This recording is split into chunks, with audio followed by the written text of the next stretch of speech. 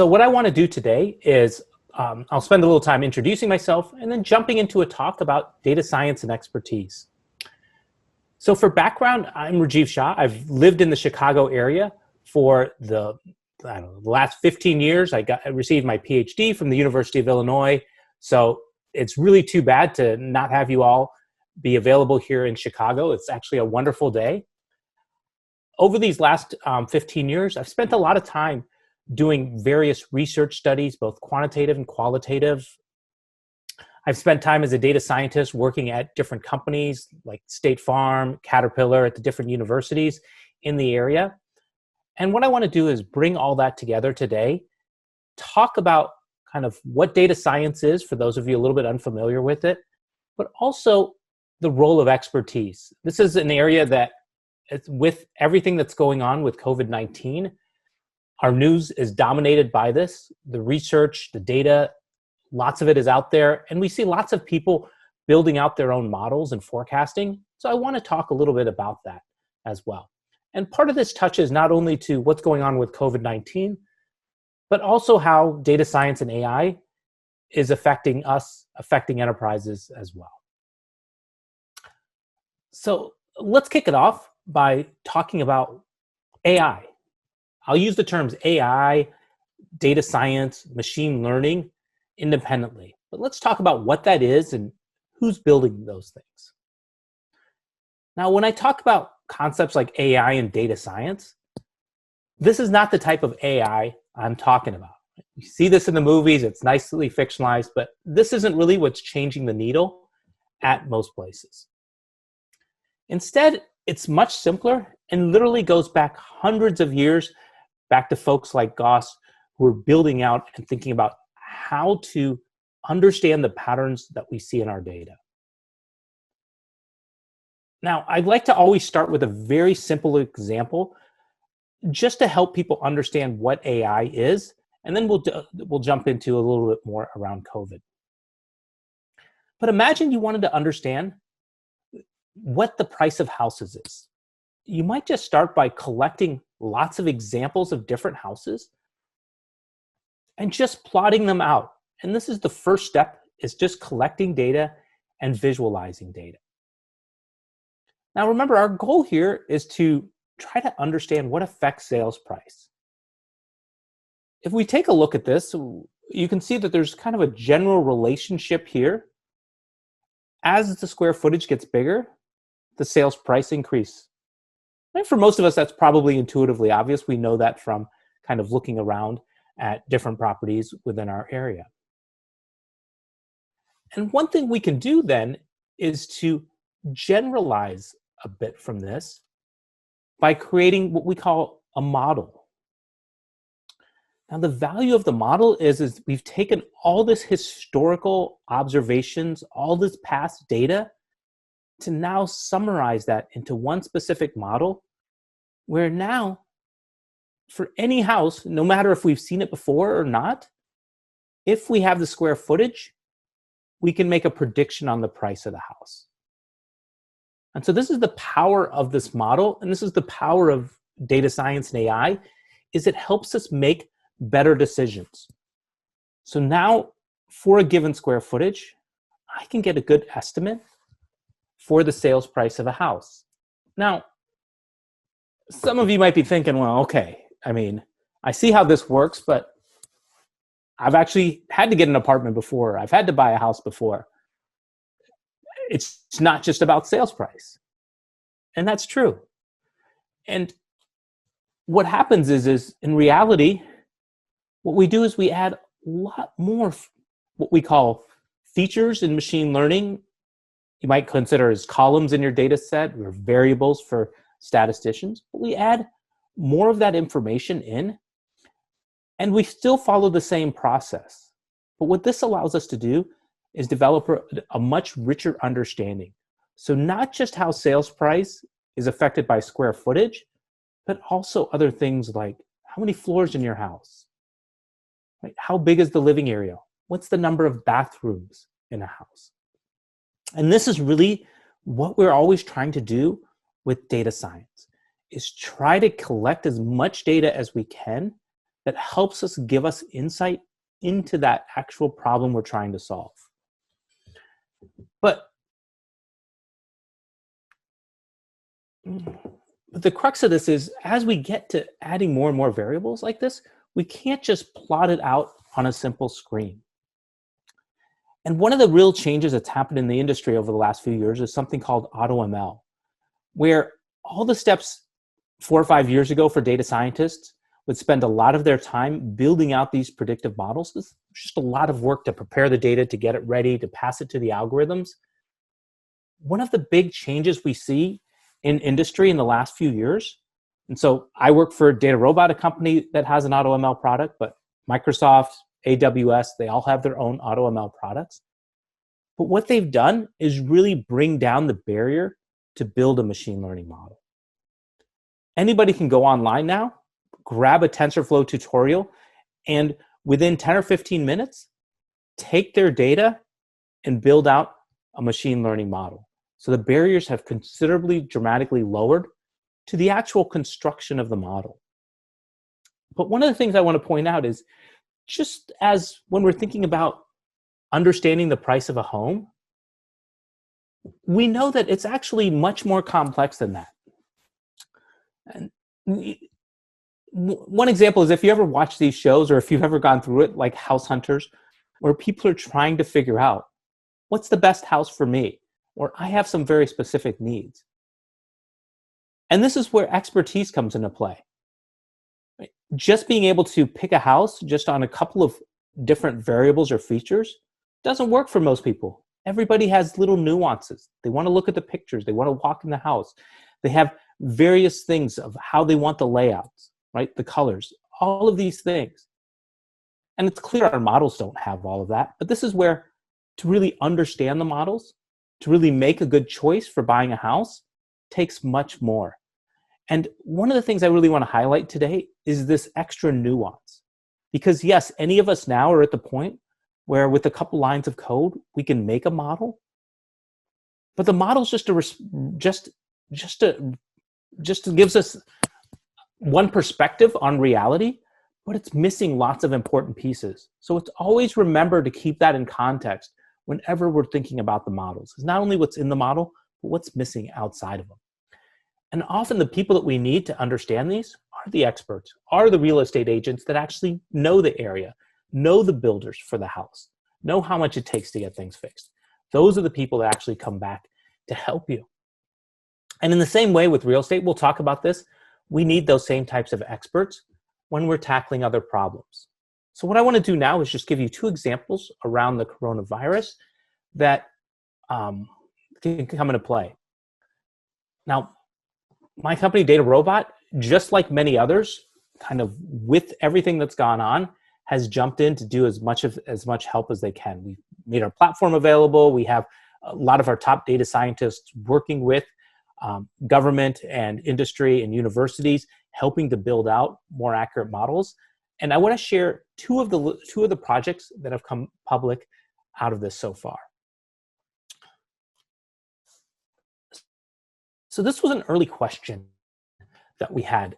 When COVID-19 was first starting to kind of propagate through the United States, was we know that there are some counties in the United States that have the virus, that we've detected it. What are the ones that are likely to be next? This is essential for something we can tackle with data science. And so what I want to do is just talk about how you can solve this. And I hope it's not only useful for this case, but also just to give you a perspective on how we can use data science. Now, what we were able to do was build a map that showed where the counties were. It's not the prettiest map, where the counties were that have COVID, and then where the counties that we predict are next likely to get. So that's the difference between the lighter and the darker shade in this visualization. And we listed this out. We did this daily for a while on our website, as well as to governments. But so let's talk about how we kind of build a model for this. So the first thing we did was we gathered all the counties where we detected the virus. So the crux of any type of predictive model is starting with historical data. So we started with the history of the counties that have it. The next piece is, just like the house, we need to get characteristics of these counties to help the computer see the patterns in the data. And for this, we started with, for example, census information that's widely available on the counties. So census information in the United States includes things like demographic information about the county. What's the average education? What's the average income? Is it a rural, urban? That type of information. So the first step was to grab this data, and this data is widely available. Researchers and academic students use it all the time because it's easily available around. So we grabbed this data, merged it with the counties that have COVID, and using that, we were able to build a model that would predict which of the counties that were likely to have COVID next. I'm not going to go fully into the modeling piece, but just wanted to give you an idea that once we built this model off 3,000 counties and we knew which ones had it, if we looked at the highest predictions, the counties that were likely to have predictions, when we tested this out, so we built the model and then we waited a few days, when we tested this out, 48 of those counties of the top 50 had a COVID case within the next 10 days. So this is well above random chance in this case. So it was a very useful model in terms of predicting which counties were likely to have COVID next. But doing predictions is only one thing. And for those of you who ever come across data science models, you can't just let it go at a prediction. You should always push back on getting an explanation. What are the factors that led that to it? And there's many interpretability tools, and this is an example of one of the interpretability tools that helps us understand what are the variables or features that were most important in the model. So in this graph, the top feature gets 100%. Everything else is ranked relative to that. And if we look at this, we can see factors like education, whether or not somebody has a bachelor's degree is near the top.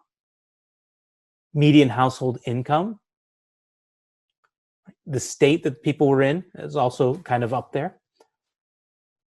So these are the factors that help explain the model. And this is where expertise starts to come into play.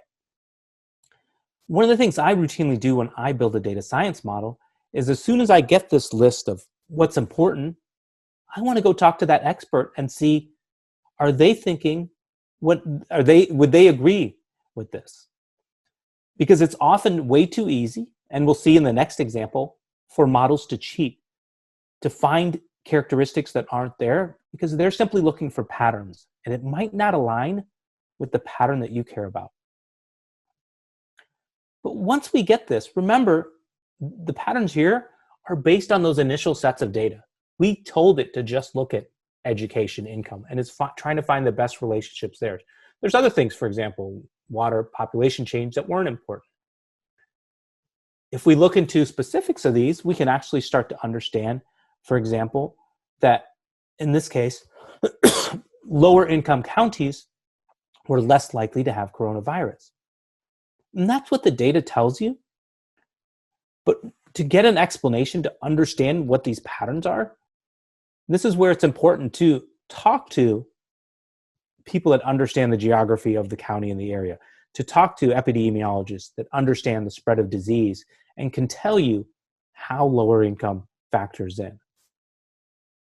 Now, in this case, the New York Times ran a story a couple weeks ago talking about Party Zero and coronavirus and how one of the initial places where they were able to track kind of the patient zero or party zero, as they called it, for coronavirus, was a party in kind of upscale, one of the New York suburbs, where we had people from all over the world, not to mention all over the country, come join a party for a couple of hours. Somebody there was infected, spread that to everybody else, who then went and traveled around. Because in the U.S., the higher incomes are more likely to travel around the country like that. So the next step we built this initial model was and this is one thing we should always think about with data science is, well, can we make it better? We added in next information about what counties had airports, hospitals, other geospatial data. We built these models over time, and one of the things is with something like what's going on with COVID-19 is it's changing over time. So the model that you built 2 weeks ago isn't necessarily as relevant for now. And this is where we were able to detect things about, for example, the state name, the number of hospitals were important. I'm not going to heavily go into the interpretation of these models. I'm not an expert on this. We have folks that have built the models that are working with experts, but I wanted to give you an idea of kind of what's going on and how it's being done. And really, it's being done by lots of people because here's the thing.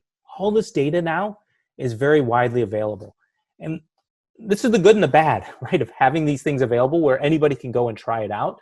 But we also don't want to just rely on somebody that's doing this that doesn't have the experience, that doesn't have the expertise, that can't really relate and understand how all those factors we're talking about relate to actual epidemiology and what we actually know about the history of disease. Okay, I want to share one other quick example with you, and then we'll spend some time on questions. So this was another study that we worked on.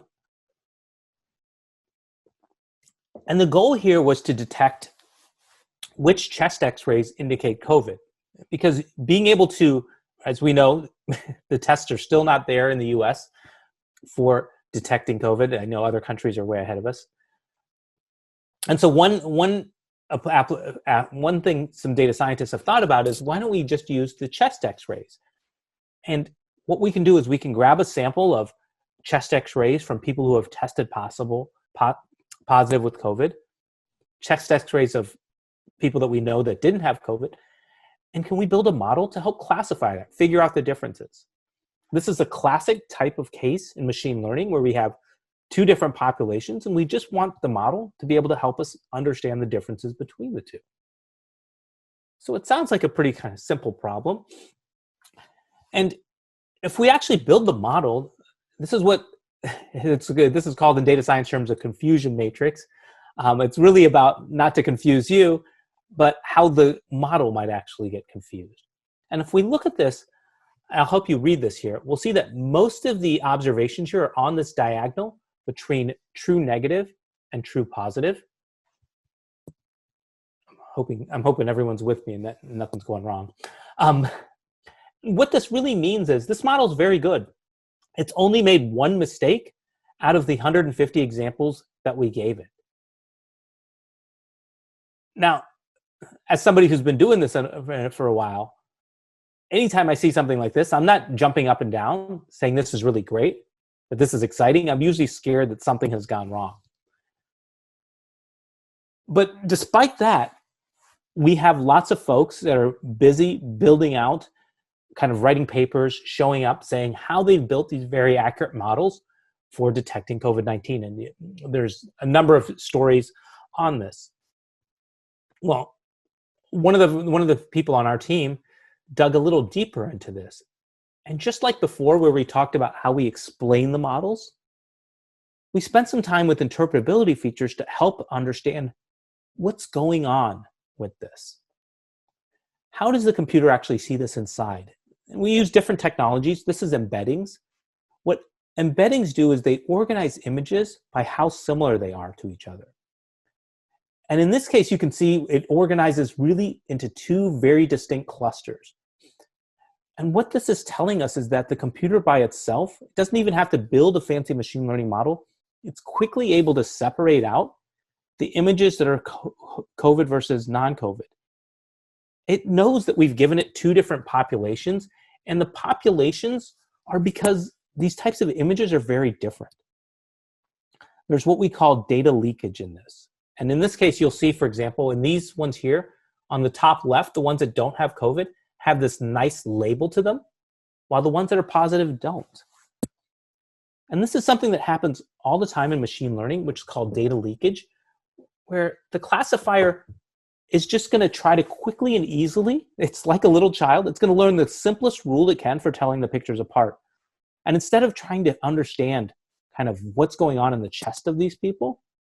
It's instead saying, hey, there's a label on these pictures, there's a label not on these pictures. That's the easiest way for me to tell this apart.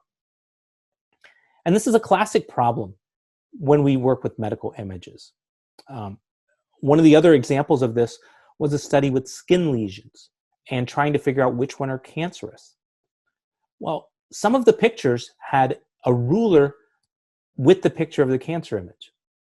Now, if you think about it, what are the ones that are likely to be measured by a dermatologist with a ruler?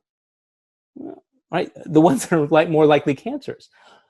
And so the computer, to build a model, instead of looking at the actual skin lesions and tumors, it just said, was there a ruler present or not? It was a very simple rule of thumb for the computer. It was actually very accurate.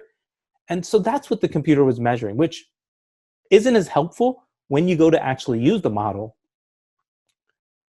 And these types of problems happen all the time with machine learning because the computer is looking for patterns. And if you're not there, if an expert's not there to guide it, things like this can happen.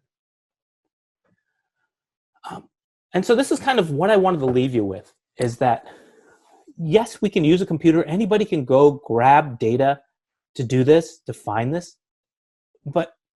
And I know many of you will probably, as you're doing these, you'll be coding, helping to build data science models. But just remember, it's very important to have our subject matter experts that can link the knowledge that you're seeing back to existing bodies of knowledge to it. And this is kind of the final little quote, is just because you can, especially when we have this coronavirus, and here I see all these blog posts that are going out saying how they're forecasting and doing all this. Let's try to leave this work to the experts. It's fine to help them along, but let's kind of remember and keep in our lane, so to speak.